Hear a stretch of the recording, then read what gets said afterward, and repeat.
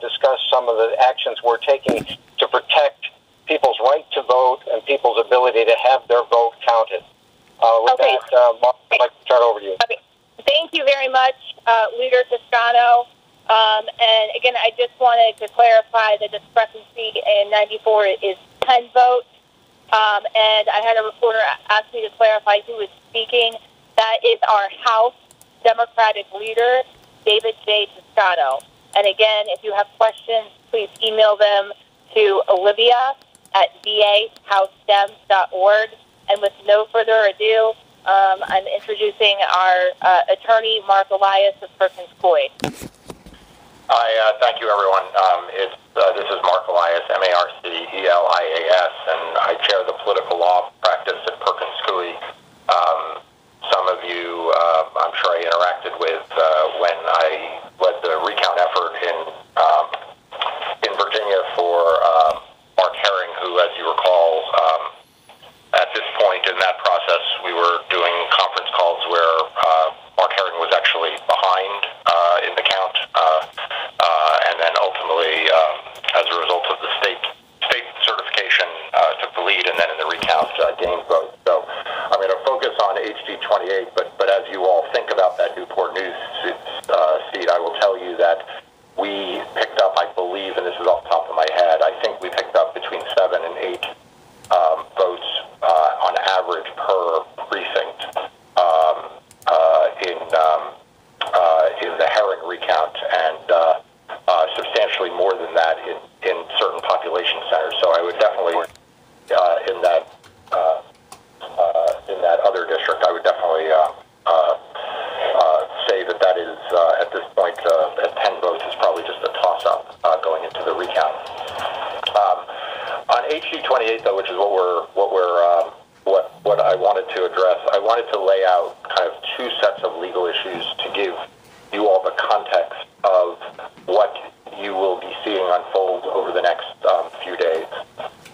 First, with respect to the absentee ballots, yesterday, as you all know, we filed a federal lawsuit in the Eastern District of Virginia to challenge the Stafford County Electoral Board's decision not to count 55 absentee ballots.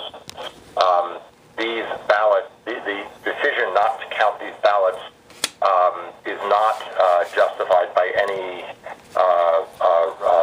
Virginia state interest and has the effect of disenfranchising those 55 voters entirely. So 55 otherwise lawful voters who did everything right stand at risk to be entirely disenfranchised in this process as a result of the Stafford County Electoral Board's decision. What we're asking is for a court order enjoining the certification until those 55 ballots are counted.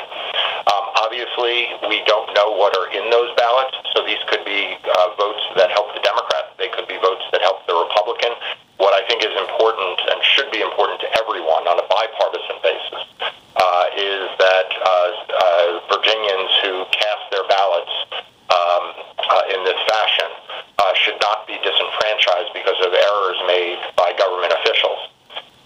And what we know to be the facts are as follows. We know that on November 8th at 10 a.m., the Stafford County Registrar received these 55 ballots from the U.S. Postal Service in Stafford County.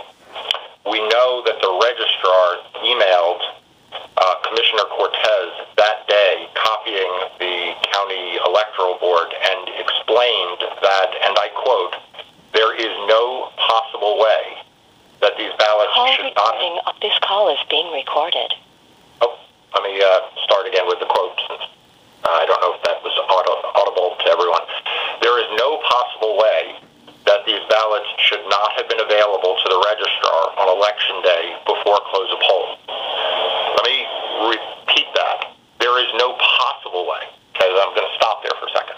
What you have is the registrar, who is in charge of counting ballots, saying that there is no possible way that these 55 ballots, quote, should not have been available, okay, before before the close of polls. Why is that significant? Because ballots that are delivered to the registrar before the close of polls are lawful ballots to be counted in Virginia.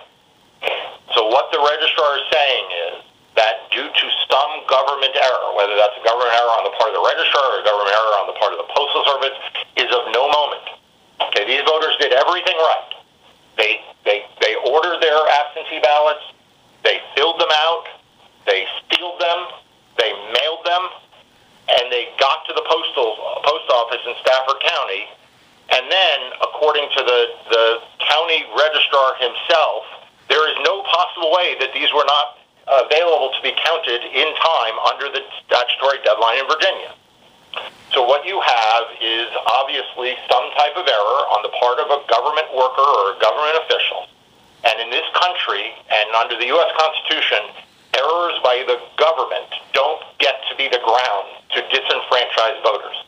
Now, like I said, we don't know whether these are votes for Democrats or votes for Republicans, but it shouldn't matter. I would hope that the state of Virginia, I would hope that the county board, the county registrar, and the Republican candidate and party join us in petitioning the court to count these ballots, because that's what Virginians deserve and that's what these voters deserve. Yesterday, inexplicably, the county board of elections voted 2-1 not to count the ballots, and we believe that the First and 14th Amendment is going to prevail. The rights of these voters under the First and 14th Amendment is going to prevail, and these ballots will be counted. We know that at least some of them are so-called UACAVA ballots, which are ballots that are cast by military and other overseas voters. I don't know the number of them that fall in that category, but we should all hopefully know soon. But whether these are military overseas ballots or they are domestic, these voters apparently did everything right and should not be disenfranchised due to government bureaucratic error. And like I said, I'm very disappointed. We are all disappointed that the Stafford County Electoral Board didn't protect the right of voters yesterday, and instead seemed to want to be more interested in protecting the rights of the bureaucrats who made these errors. So that is piece one. That's in federal court. I don't have a scheduling order, so I don't know when that will be heard. But that's piece one of this. The second thing I want to flag for for this group, to make sure that you all are aware of what is going on and where we are headed, is an issue involving split precincts in Fredericksburg.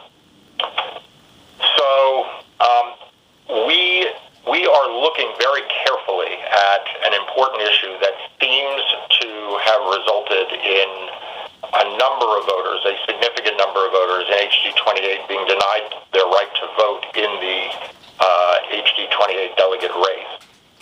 We think it affects around 650 voters, which is obviously more than the margin that currently separates the two candidates.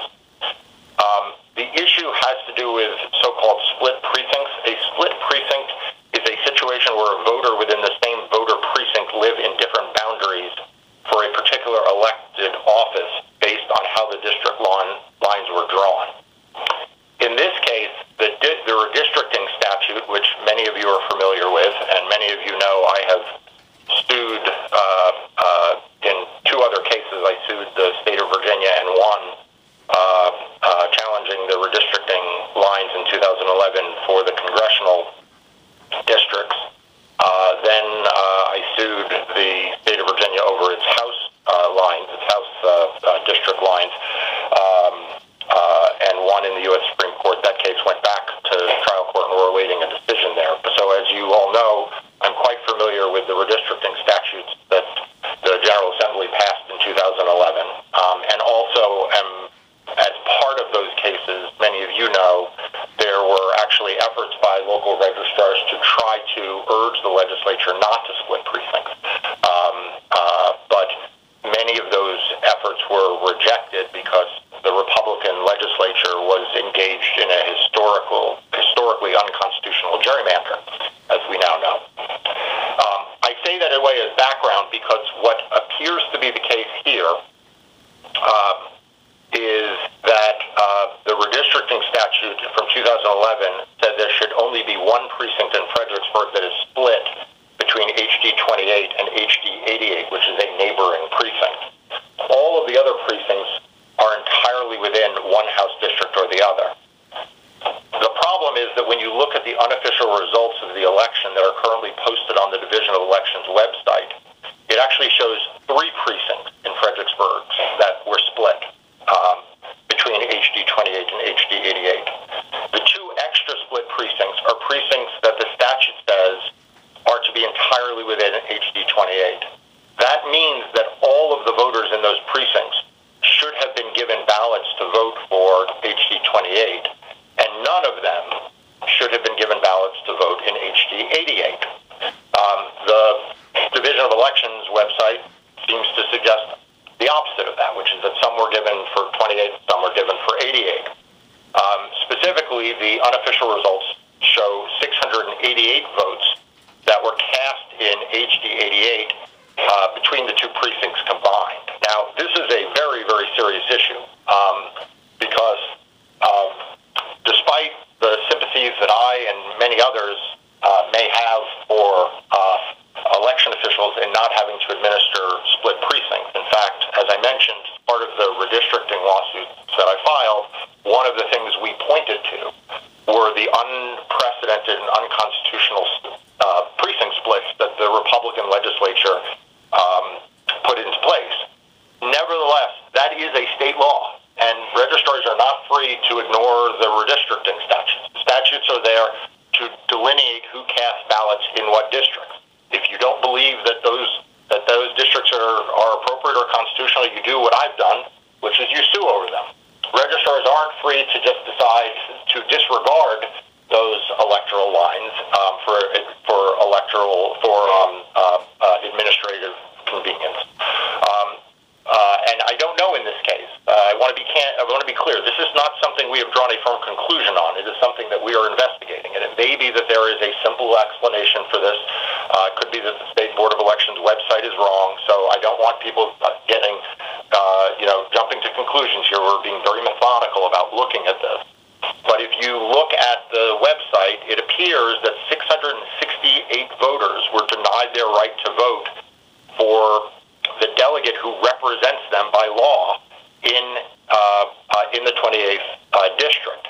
Now, obviously, 668 votes is in far greater number than the number of votes that decided the election in HD 28. And if you look at the unofficial results there, based on a partisan analysis, it certainly would seem to change the outcome of the election, be race determinative. But again, I want to caution people that we are looking at this data, and we this morning sent a letter to the State Board of Elections alerting them to this. We obviously are awaiting further information from them to clarify what they understand this to be. But obviously, it is not a tolerable situation for 668 voters to be disenfranchised in a particular period, and particularly not in an election where those votes likely were race determinative of the outcome. So we will look at and explore all of our legal remedies there to ensure that those voters had their votes properly counted in the right election. So those are the 2 issues that I wanted to bring to your all's attention. One is an update on the lawsuit that we filed and the basis for that, and the second is to flag for you all this other issue, which is quite troubling. And which we are tracking, but again, we have drawn no firm conclusion on, and we are awaiting an explanation. Again, there may be simple explanation for this, that the State Board of Elections website is wrong, but it appears, at least preliminarily, that there were 668 voters who were given for a neighboring district when in fact they were eligible voters in HD 28, and the outcome of the election was if that's the case, appears to hinge may hinge on those voters and the allocation of their ballots. So thank you all for joining. Those are the updates I wanted